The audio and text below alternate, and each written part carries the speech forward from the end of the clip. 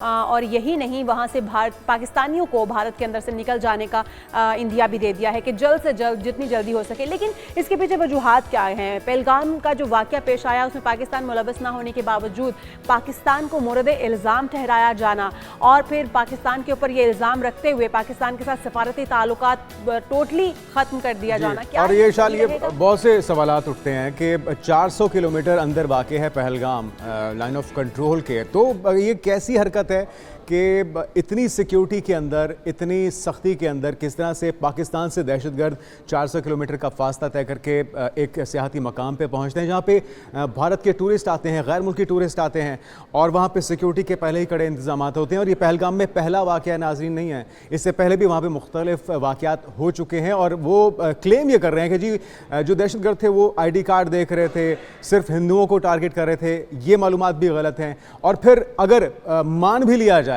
کہ پاکستان سے دراندازی کے ذریعے دہشت گرد پہلگام میں پہنچے ہیں تو کارروائی کے بعد وہ کہاں پہ ڈسپیئر ہو گئے، کہاں پہ غائب ہو گئے، تو بہت سے سوالات ہیں. رپورٹ تیار کی گئی ہے، پہلے ہم وہ رپورٹ دیکھتے ہیں، اس کے بعد پھر کرنل صاحب ہمارے ساتھ موجود ہوں گے، ان سے تفصیل سے بات کریں گے. لیکن سب سے پہلے رپورٹ دیکھ لیتے ہیں. بھارت اپنے اوچھے ہتھ کنڈوں سے باز نہ آیا. یک طرفہ فیصلہ کرتے ہوئے پاکستان کے ساتھ سندھ طاس معاہدہ معطل کر دیا. اٹاری چیک پوسٹ بند کرنے کا اعلان. بھارت میں موجود پاکستانیوں کو ملک چھوڑنے کا حکم بھی دے دیا. بھارتی وزیراعظم نریندر مودی کی زیر صدارت کابینہ اجلاس کے بعد بھارت نے پاکستانیوں کو ساٹھ کے تحت ویزے بند کرنے کا بھی فیصلہ کیا. بھارتی وزیر خارجہ کے ترجمان نے پریس کانفرنس میں کہا کہ تمام پاکستانیوں کے بھارتی ویزے منسوخ کیے جا رہے ہیں. بھارت میں موجود پاکستانیوں کو 48 گھنٹوں میں ملک چھوڑنے کا حکم دیا ہے، جبکہ پاکستان میں موجود بھارتی شہری 1 مئی تک اٹاری چیک پوسٹ کے راستے واپس آ سکتے ہیں. Pakistani nationals will not be permitted to travel to India under the SAARC visa exemption scheme visas. Any SVAS visas issued in the past to Pakistani nationals are deemed cancelled. Any Pakistani national currently in India under SVAS visa has 48 hours to leave India. Bharat نے Pakistani high commission میں تمام دفاعی، فوجی، بحری اور فضائی مشیروں کو ناپسندیدہ قرار دے دیا. ترجمان بھارتی وزارت خارجہ نے مزید کہا کہ پاکستان میں بھارتی ہائی کمیشن کا عملہ محدود کر دیا جائے گا.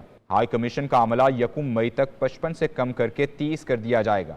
India will be withdrawing its own defense, navy and air advisors from the Indian High Commission in Islamabad. اس کے علاوہ بھارتی وزارت خارجہ کے مطابق پاکستانی ساک ویزا استثناء پروگرام کے تحت بھارت کا سفر نہیں کر سکیں گے. ساک اسکیم کے تحت جو بھی ویزے جاری کیے گئے وہ منسوخ سمجھے جائیں گے.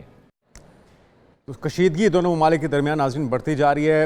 کیا شکل اختیار کر سکتی ہے یہ جو اس وقت بھارت کی طرف سے در اندازی ہے؟ اسی پر بات کرنے کے لیے کرنل ریٹائرڈ عابد لطیف سندھو صاحب دفاعی تجزیہ کار ہمارے ساتھ موجود ہیں. کرنل صاحب آپ کو ویلکم کہیں گے. یہ پہلی بار تو نہیں ہوا، چاہے وہ پٹھان کوٹ کا واقعہ، اڑی حملہ ہو یا پھر یہ جو پہلگام ہے یہاں پہ پلوامہ واقعہ ہو، ہمیشہ بغیر سوچے سمجھے چند ہی لمحوں کے بعد پاکستان کے اوپر الزام تراشی شروع ہو جاتی ہے. اس بار بھی وہی ہوا. بھارتی میڈیا، گودی میڈیا جس کو کہا جاتا ہے، وہ تو یہ اس کی روایت ہے، لیکن یہ کہا جائے کہ ان کی پریشر کی وجہ سے مودی سرکار یہ انتہائی اقدامات اٹھا رہی ہے. 48 گھنٹوں میں پاکستانیوں کو چھوڑنے کے لیے کہہ دیا، اٹاری بارڈر بند کر دیا، سندھ طاس معاہدہ خود ساختہ طور پہ. کیا یہ صحیح رد عمل ہے؟ ایسا ہی ہونا چاہیے کسی ذمہ دار ملک کو؟ جی ظاہر ہے، بالکل کسی بھی ملک کو ایسا تو نہیں ہونا چاہیے. اور پہلے کیونکہ آپ نے صحیح کہا، گودی میڈیا پہلے میڈیا مودی صاحب کے کنٹرول میں آتا ہے اور پھر بعد میں ہوتا ہی ہے کہ مودی صاحب اس میڈیا کے کنٹرول میں آ جاتا ہے، کیونکہ جو وہ ایک ہائپ کریٹ کر دیتا ہے تو مودی صاحب اس ویو پہ پھر رائڈ کرنا شروع کر دیتے ہیں. بالکل ٹھیک آپ نے مثال دی کہ یہ پہلے بھی ہو چکا ہے. یہ ایون 94-95 کے اندر کچھ جو فورن ٹورسٹ غائب ہو گئے تھے کشمیر سے، پھر بعد میں ان کو مار دیا گیا.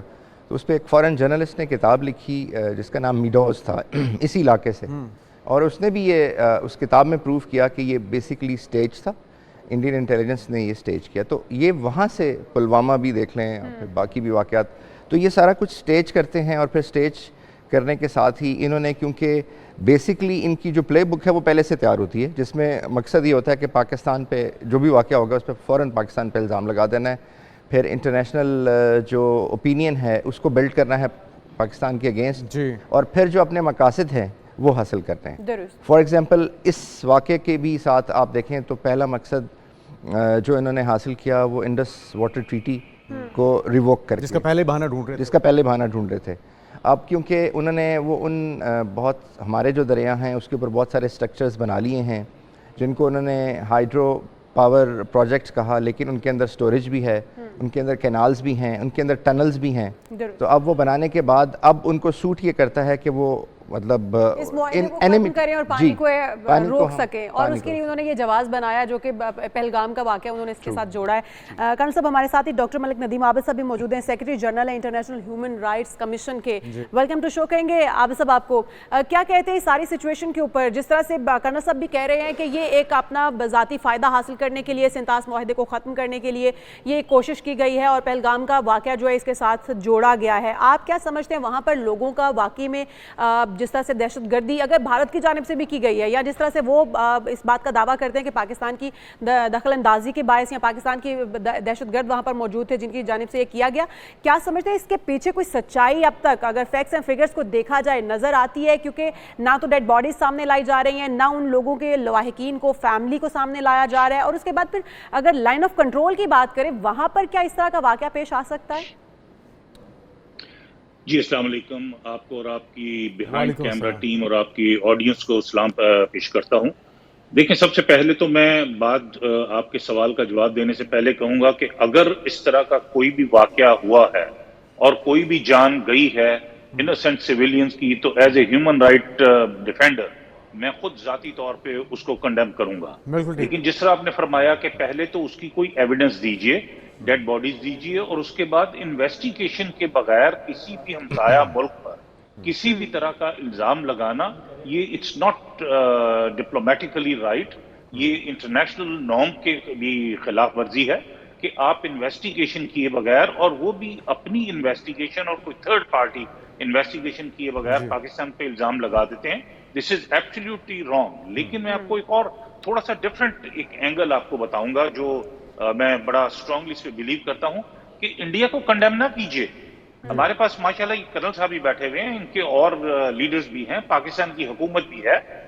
India is doing what is in their interest. کیا Pakistan is doing what is in Pakistan interest? Never. بدقسمتی یہ ہے کہ پاکستان نے ہمیشہ جب بھی کبھی پاکستان کے پاس ایویڈنس بھی ان کے پاس آئی تو پاکستان یہ بات ٹھیک کر رہے ہیں ملک صاحب کہ جعفر ایکسپریس کا واقعہ ہوا، پاکستان کو پتا تھا کہ انڈیا نے کروایا، پھر بھی اس کو اس طرح سے دنیا کے سامنے ایکسپوز نہیں کیا گیا، ہونا چاہیے تھا.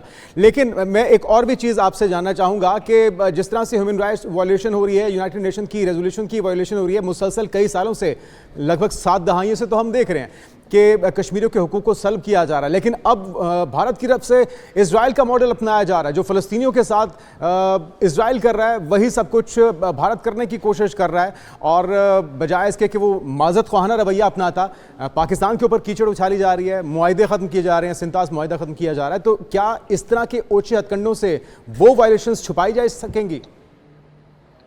جنید، میں یہاں پہ بھی تھوڑا سا آپ کے کویسچن میں جو ایک اور چھپا ہوا کویسچن ہے، میں اس کو بھی آپ کی آڈینس کے انٹرسٹ کے لیے بیان کرتا چلوں کہ جو انڈس واٹر ٹریٹی ہے یا سنتاس معاہدہ ہے، اس کو انڈیا ون سائیڈڈ یا یونیلیٹرلی اس کو کینسل نہیں کر سکتا.